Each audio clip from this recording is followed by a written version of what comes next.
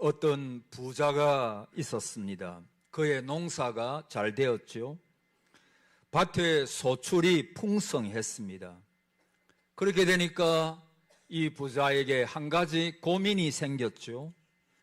현재 있는 창고를 가지고는 그 많은 곡물을 다 쌓아 놓을 수가 없습니다. 어찌할꼬, 어떻게 하지, 어찌할꼬 하고 고민을 합니다. 멋진 생각이 떠올랐죠. 그래, 내가 현재 있는 모든 곡간을 다 헐고 부수고 거기다가 더 크게 새롭게 짓자. 그리고 거기다가 가득가득 곡식을 다 쌓아두자라고 그렇게 생각을 합니다. 자기가 생각해도 아주 멋진 계획입니다. 그래서 스스로 만족하면서 이러기를, 영혼아, 이제 여러 해 쓸 물건을 많이 쌓아두었으니 평안히 쉬면서 먹고 마시고 즐기자. 19절에 말씀하고 있죠. 그러나 그 소리를 하나님께서 들으셨습니다. 어리석은 자여, 오늘 밤에 내 영혼을 도로 찾으리니 그러면 너의 준비한 것이 누구의 것이 되겠느냐? 너 영혼을 도로 찾겠다. 여러분, 우리의 영육이 하나님께로부터 오는 거예요. 그래서 우리가 보통 돌아가셨다 그렇게 말씀을 하죠. 어떤 분이 소천하시고 죽으시면 그분 돌아가셨다 그렇게 말씀하죠.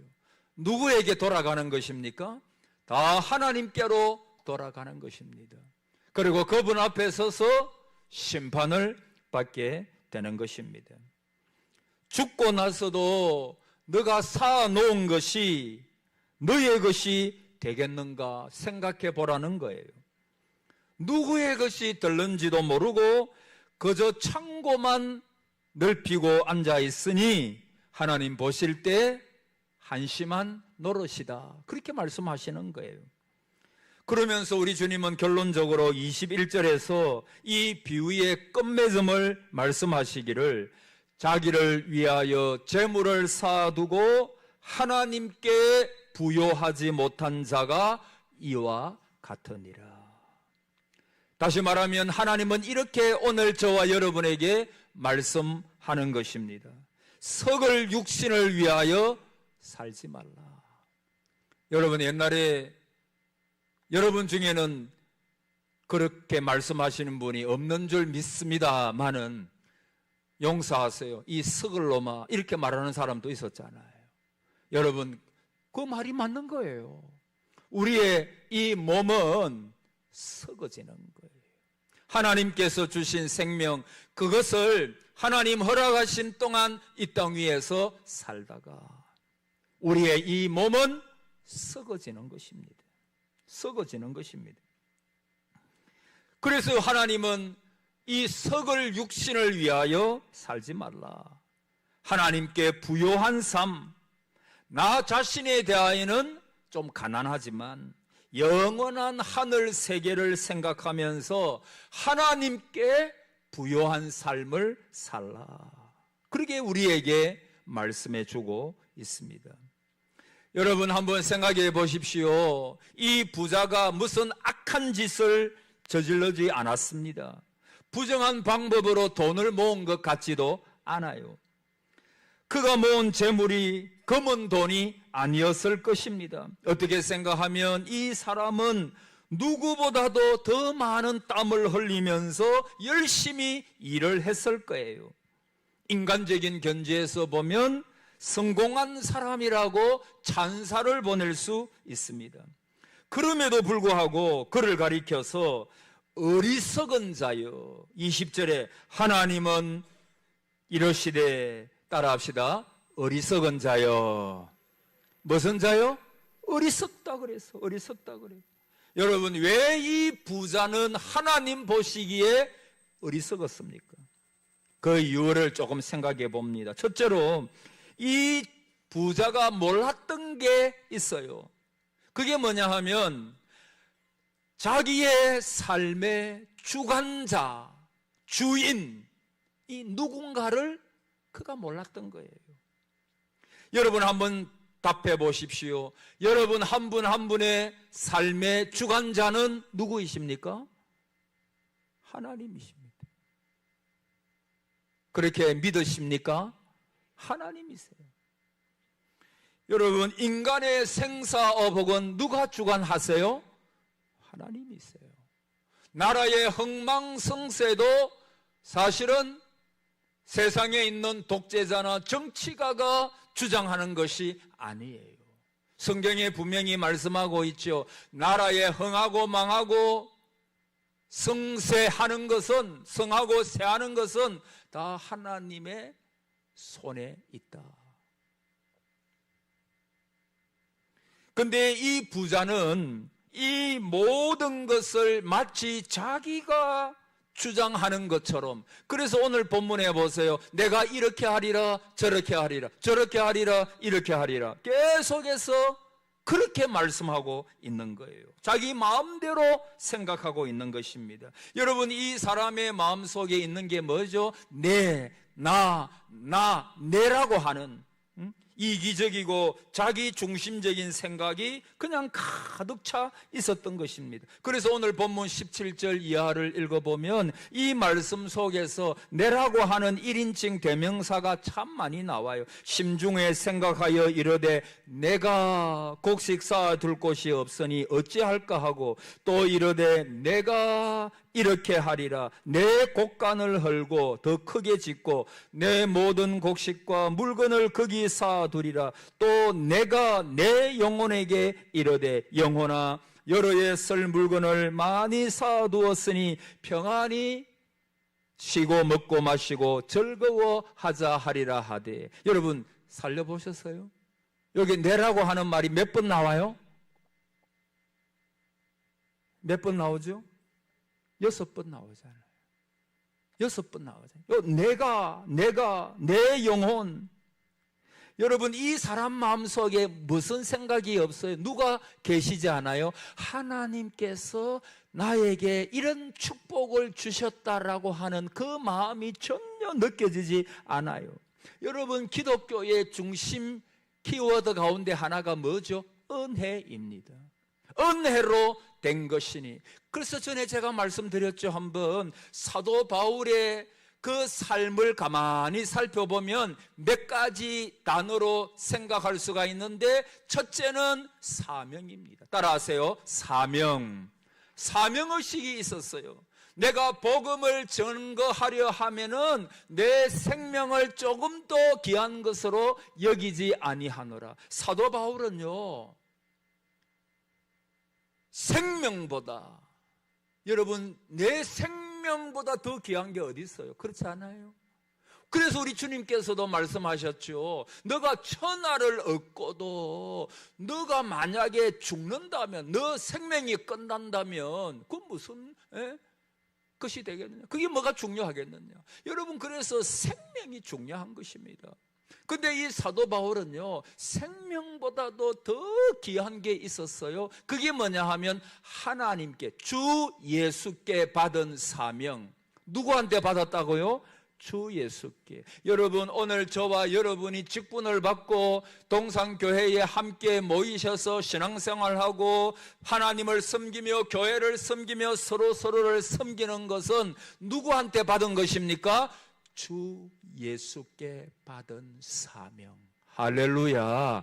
그래서 이게 너무나 귀한 것입니다. 그래서 여기에 내 생명을 거는 것입니다. 그래서 여기에 내 삶을 드리면서 헌신하는 것입니다.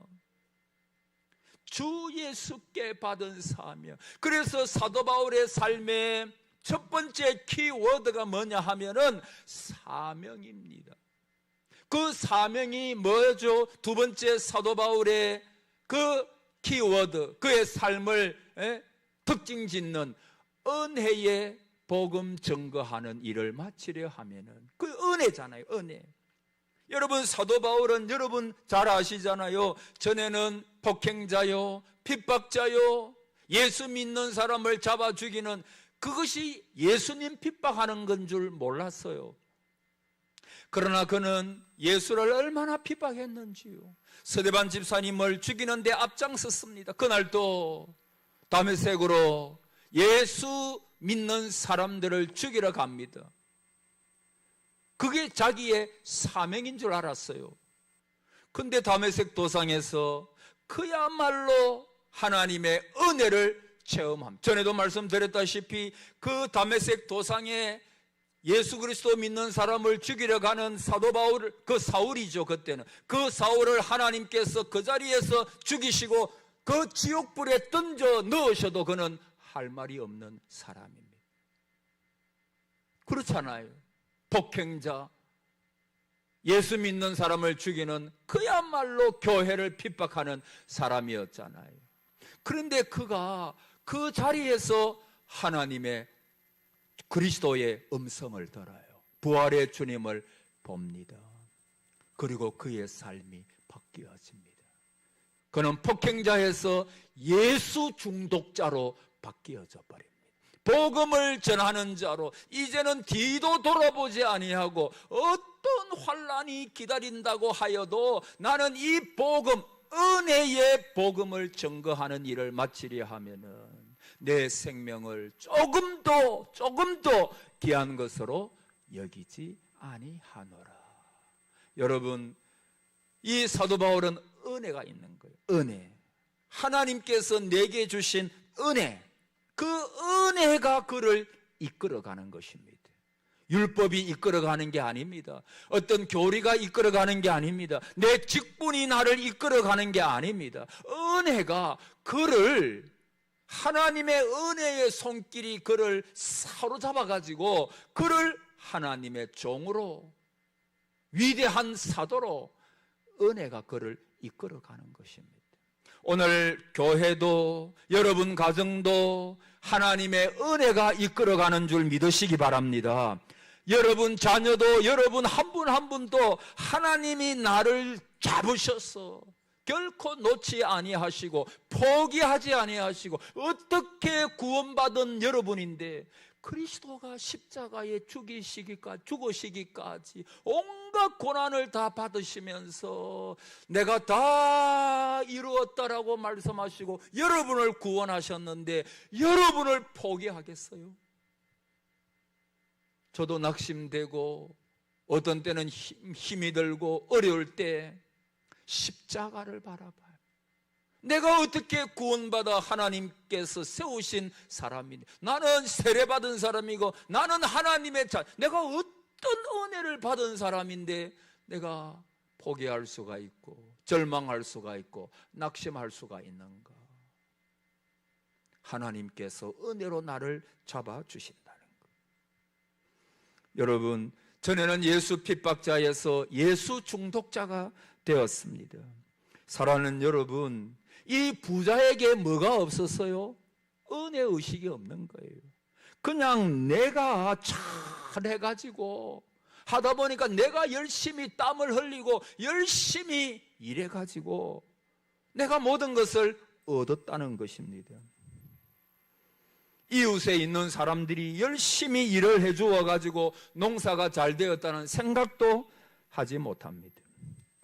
자기의 모든 공로인 것처럼 그렇게 이야기를 합니다. 이 사람은 자기의 영혼을 무엇이라고 말합니까? 내 영혼이라고 말합니다. 여러분, 솔직히 말해 보십시오. 여러분의 영혼이 여러분의 것입니까? 내 영혼이라고 말하면서 자기 마음대로 여러 해 쓸 물건을 많이 사두었다고 말합니다. 여러 해 쓸 물건. 근데 여러분, 그가 여러 해 산다는 보장이 있습니까? 내일 일을 모르는 것이 우리 인생 아닙니까? 여러분, 우리가 많이 기도하고 계시지만은 이란과 이스라엘, 러시아와 우크라이나, 가자 지구, 서한 지구, 그 한 번씩 요즘은 그 뉴스로 다 유튜브나 이런 데 보면 뭐 얼마나 정확하게 그 상태를 우리가 그걸 다 알 수는 없죠. 여러분, 전쟁은 저는 겪어보지 못했습니다만은 전쟁은 얼마나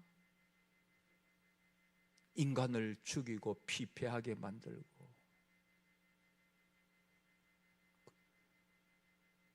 여러분, 내일 일을 모르는 거, 언제 죽을지, 언제 하나님께서 부르실지. 그래서 로이드 존스 목사님은 늘 시리즈 설교를 하셨는데, 그분은 늘 설교를 마치면서 다음에 하나님께서 허락하시면 다음에는 이 말씀을 보겠습니다, 꼭 그 말을 붙였다 그래요.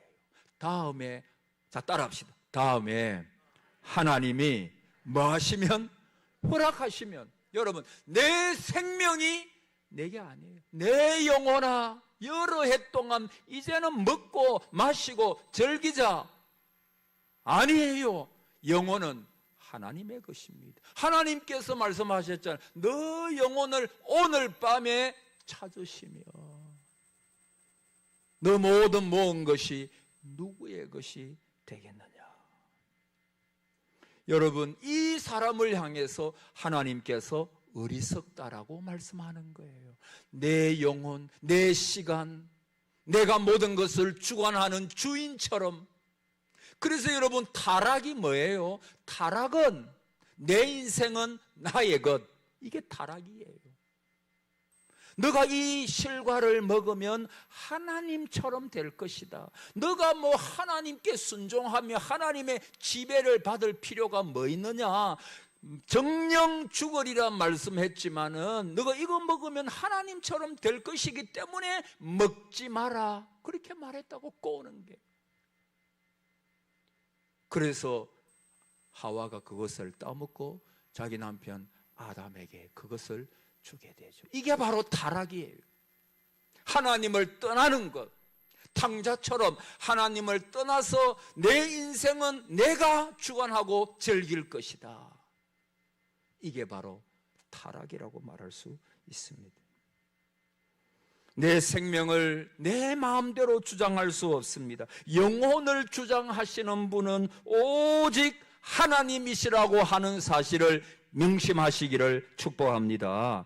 하나님이 지금이라도 우리를 부르시면 1분 1초라도 연기 신청을 할 수가 없어요. 그냥 하나님이 오라 하시면 모든 것 버려두고 그냥 하나님 앞에 설 수밖에 없는 것입니다. 큰 회사를 경영하는 사장님이 계셨어요. 멋지고 어리어리한 사장실에서 열심히 일을 했습니다. 하루에도 수많은 사람들이 그 사장님 방문을 두드립니다. 직원들이 올라와서 업무에 대한 보고를 하기도 하고, 또 거래처에서 많은 손님들이 찾아오기도 했죠. 때에 따라서 친구들이 찾아오기도 하고 가족들이 문을 두드리기도 합니다. 그 많은 사람들 가운데 특별히 그의 방문을 노크하는 분이 있었는데 그분이 바로 주님이었어요. 주님은 간곡한 어조로 그에게 권면합니다. 사람이 한 번 나면 언젠가는 죽는 것이 정해진 이치인데 그 후에는 반드시 하나님의 심판이 기다리고 있다고. 그러니 살아있을 때에 미리미리 그날을 준비해야 된다고. 그런데도 이 사장님은 고개를 들지도 않고 말하기를, 나는 지금 일 때문에 너무 바쁩니다. 당신과 한가히 이야기할 시간이 없습니다. 틈이 없어요. 그러니 갔다가 한가할 때 다시 오세요. 제발 지금은 나가 주십시오. 주님은 어쩔 수 없이 슬픈 모습을 띠고 그 자리를 나올 수밖에 없었습니다. 그 뒤에도 주님은 많은 주의 종들을 보내가지고 똑같은 말씀으로 권면합니다. 그러나 그때마다 주의 종들이 쫓겨납니다. 어느 날 죽음의 사자가 그를 찾아옵니다. 그의 어깨에 손을 얹고, 이제 시간이 되었습니다. 당신은 나와 함께 가야 합니다. 그때도 이 사장님은 일에 몰두하면서 말하기를 나는 지금 일 때문에 너무 바쁩니다. 당신과 이야기할 시간이 없습니다. 그러니 지금은 가시고 다음에 오세요. 그러나 죽음의 사자는 내게 있어서 다음이라고 하는 말은 용납되지 않습니다. 당신은 가기 싫어도 지금 나와 함께 가야 합니다. 그 소리에 깜짝 놀라서 뒤를 돌아보니까 죽음의 사자가 서 있습니다. 뉘우치면서 발부덩을 쳐보았지만 아무 소용이 없죠. 따라갈 수밖에 없는 노릇입니다. 제가 이야기를 하나 만들어 본 거예요. 여러분, 주님은 늘 말씀을 하십니다. 이 세상이나 세상에 있는 것들을 사랑하지 말라. 여러분, 이것은 세상을 떠나서 세상과는 아예 인연을 끊으라는 말이 아니지요. 진짜 중요한 것이 무엇이냐, 그것입니다. 너의 삶의 우선순위가 무엇인가, 그것입니다. 전에 말씀드린 것처럼 너는 먼저 그의 나라와 그의 의를 구하는 삶을 생각하고 있느냐. 여러분, 모든 인생은 반드시 죽음이 오고 죽음 다음에는 하나님의 심판대 앞에 서게 됩니다. 그것은 너무나 분명한 사실입니다. 너 행한 대로 내가 갚아주리라. 행한 대로 하나님께서 갚으신다. 하나님께서 모든 것을 심판하신다. 주님이 심판하신다. 그렇게 말씀하고 있습니다. 잠언 27장 1절에 너는 따라합시다. 내일 일을 자랑하지 말라.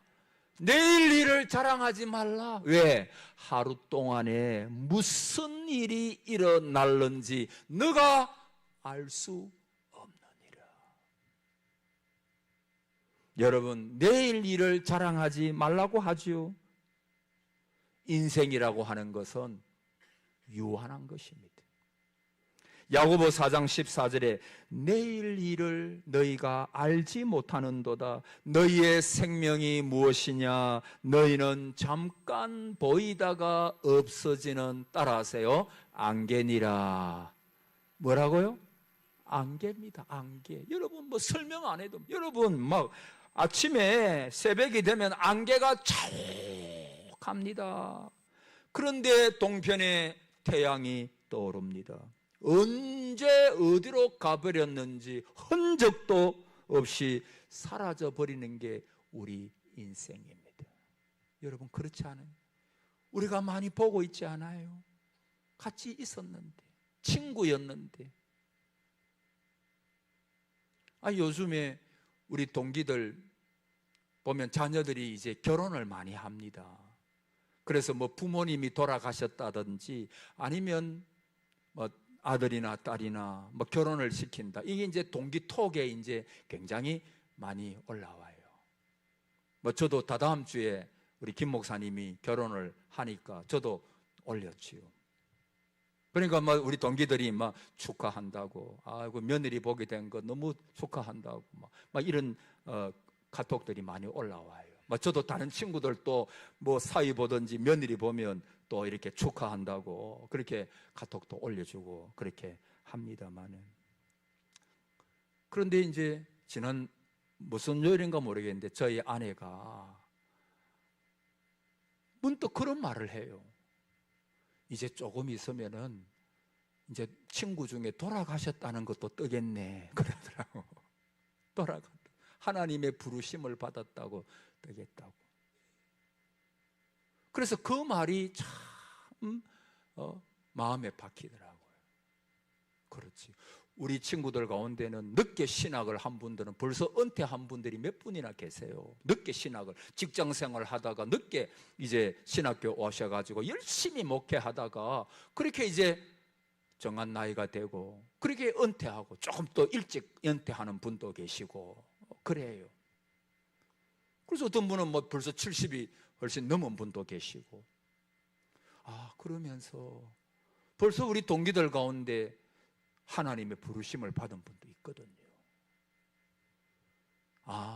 하나님께서 부르시면 이 시간이라고 하는 것이 얼마나 빠른지 여러분 그렇지 않아요? 벌써 이제 여름이잖아요. 조금 있으면 또 여름이 지나고 성탄절이 다가올 거예요. 너무 뭐 빨리 앞서가는지는 모르지만 진짜 여러분 저도 일주일이 얼마나 빨리 돌아오는지 주일이 얼마나 빨리 돌아오는지 몰라요. 시간이 살같이 빠른 강음은 살같이 화살처럼 막 빨리 가는 거예요.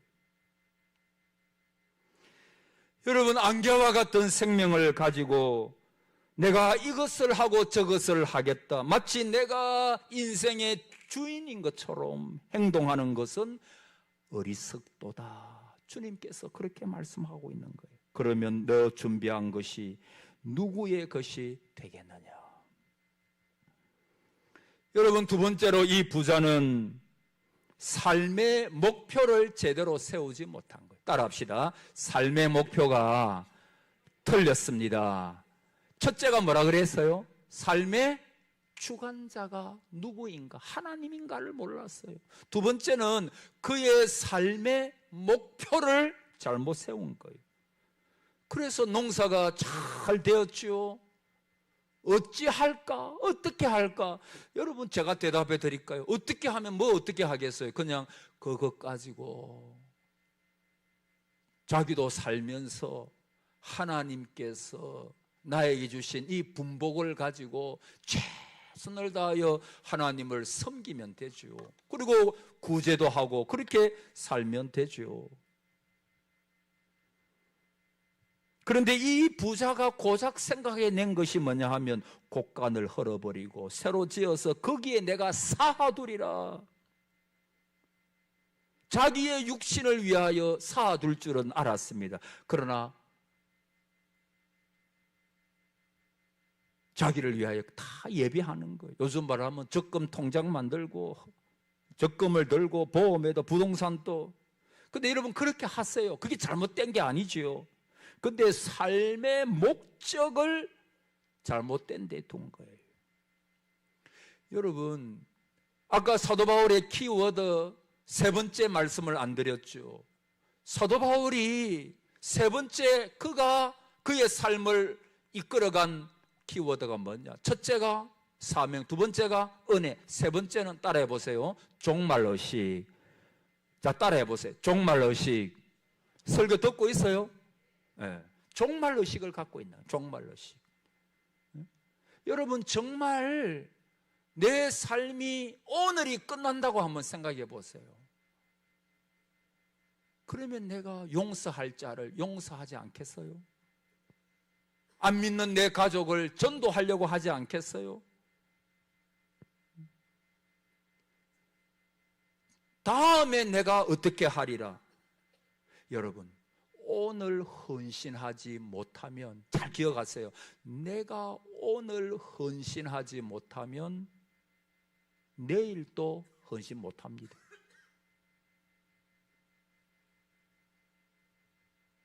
내가 언젠가는 하나님을 위하여 그렇게 해야지 안 돼요. 오늘 헌신해요. 오늘. 이게 뭐냐 하면 종말의식입니다. 종말의식. 오늘만이 나의 날이라는 거죠. 오늘만이. 오늘 내가 구원을 받아야 되고 오늘 내가 은혜를 받아야 되고 지난 수요일에 말씀드린 것처럼 오늘 여러분이 예배 나오실 때 하나님께서 은혜를 주시며 하나님의 놀라운 역사가 일어날 것이다 라고 하는 내 질병은 치유될 것이다. 할렐루야. 여러분 저번에도 새벽에 말씀드렸습니까? 많은 우리 김봉순 권사님 제가 뭐 허락은 안 받았지만 김봉순 권사님 동생분이 한 분 계셨어요. 그분이 하나님을 떠나고 근데 그분이 병이 왔어요. 암이 걸리신 거예요. 온몸에 암이 많이 퍼졌어요. 그런데 한번 그래서 저는 늘 토요일 저녁에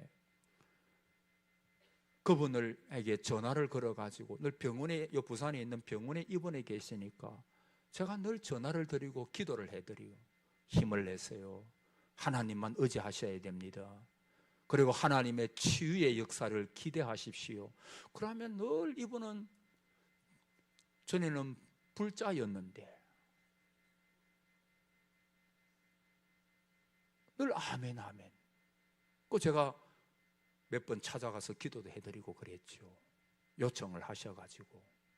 근데 한 번은 제가 전화를 드리니까 이분이 하는 말이 뭐냐, 목사님, 내 모든 암이 사라졌대요. 그래서 다음 주에 한 번 더 병원에 오라 하는데 내가 그때 가가지고 한 번 더 확인을 하려고 그럽니다. 내가 그 말 듣는데 나았을 것입니다. 하나님께서 은혜를 베풀어 주셨습니다. 그런 생각이 들어요. 그래서 그분이 물론 치료를 하다가 뭐 여러 가지로 뭐 치료하다가 막 이게 누르고 하니까 그 고통은 아직까지 많이 있어요. 그런데 암은 완전히 사라져 버린 거예요. 할렐루야. 하나님께서 하신 거예요. 그래서 전화를 하면서 목사님 살려주셔서 너무 감사합니다. 내가 너무 놀래가지고 저는 살릴 능력도 없고 하나님께서 하셨으니까 하나님께만 영광을 돌리시기 바랍니다. 그렇게 말씀을 드렸죠.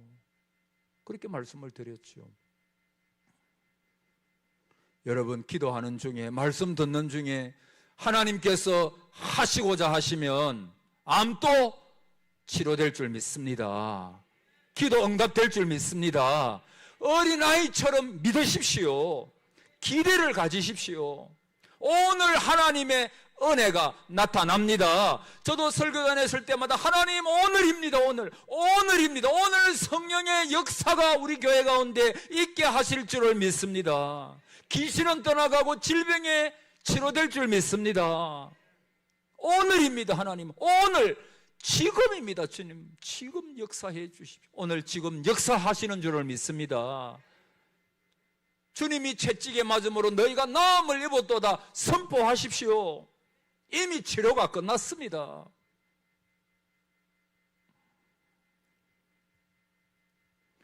여러분, 이 부자는 삶의 목적이 틀렸어요. 자기를 위하여.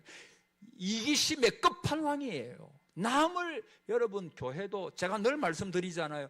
저는 좀 젊을 때는 그런 생각도 하기도 하고 안 하기도 그랬는데 조금 용서하죠. 나이가 들면서 우리 동상의 가족들, 여러분 한 분 한 분이 너무너무 귀한 거예요. 이분들이 나를 세워주는 분이고 나를 위하여 기도해 주는 분이고 정말 귀하고 귀한 분이다.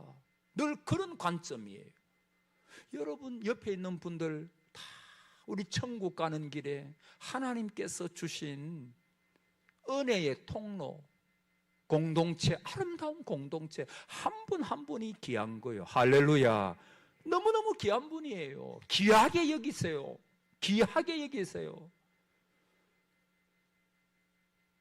그래서 우리 성도들이 내가 어려움을 당하면 기도해 줄 분이 누굽니까? 우리 성도들이에요. 우리 성도들. 우리 어제 박봉년 집사님 어제 갔다 왔는데 박봉년 집사님 무릎 수술했잖아요. 그러면서 문자를 여러분들에게 이제 보내면서 제가 문득 그런 생각이 들었어요. 누가 우리 집사님을 위해서 기도해 줄까? 우리 성도들이지. 우리 동상의 성도들이지. 그러면서 우리 성도들이 이 공동체가 너무너무나 귀한 공동체가 아닌가. 할렐루야.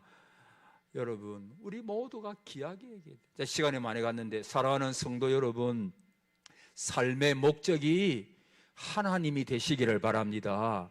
먼저 그의 나라와 그의 의를 먼저 구하십시오. 그리하면 이 모든 것을 너희에게 더하여 주시리라. 더하여 주시는 복을 받으시기를 바랍니다. 이 은혜가 우리 모두에게 있기를 주의 이름으로 축복합니다. 아멘.